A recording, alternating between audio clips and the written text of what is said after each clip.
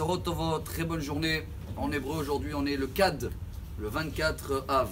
Bon, le Kad, toujours directement, on a un lien avec le Tehillim 24, que chaque fois on ouvre les mains. La bracha de la Parnassa, tout le monde le connaît, les David Mizmor.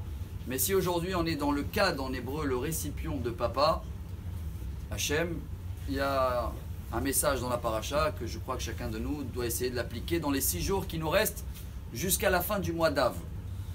On a vu que Av, ça veut dire papa. Et dans la paracha, Moshe Rabbeinu, il nous précise Bani matem la Hashem Elokechem. On est des enfants d'Akadosh Baruch Hu. Il y a un très grand rabbin, c'est un rabbin chassidique qui s'appelait Rabbi Aaron Mikarlin.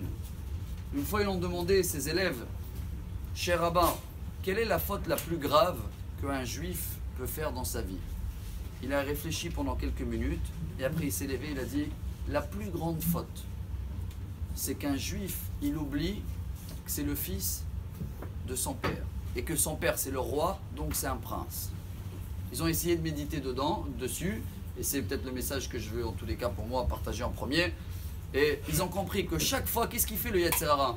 Il ne nous amène pas dans la faute, il nous fait oublier qu'on est des princes, et dans ce cas-là, ce qui fait plaisir à papa, on l'oublie et on fait des péchés.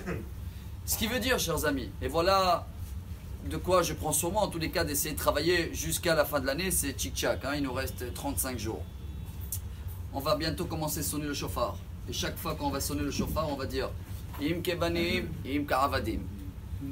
Si nous sommes des esclaves, je vais essayer de dire gentiment, je n'ai pas les mots en français, c'est notre patron. On a des devoirs, il nous a donné la neshama, on travaille chez lui. Donc on est obligé de faire.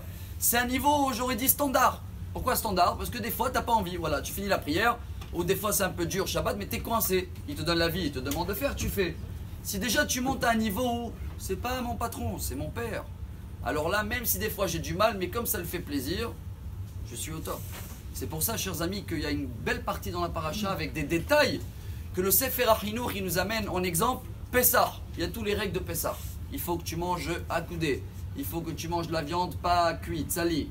Il faut rien laisser de la viande à l'époque. Pourquoi tout ça? Pour nous faire rappeler à chaque moment, nous sommes des princes. Bani matem la Hashem Elokechem. Alors si chacun de nous prend sur lui, dans cette paracha, de se rappeler d'être des princes, ce qui veut dire chaque fois que j'écoute des mauvaises paroles sur quelqu'un, ça doit me gêner.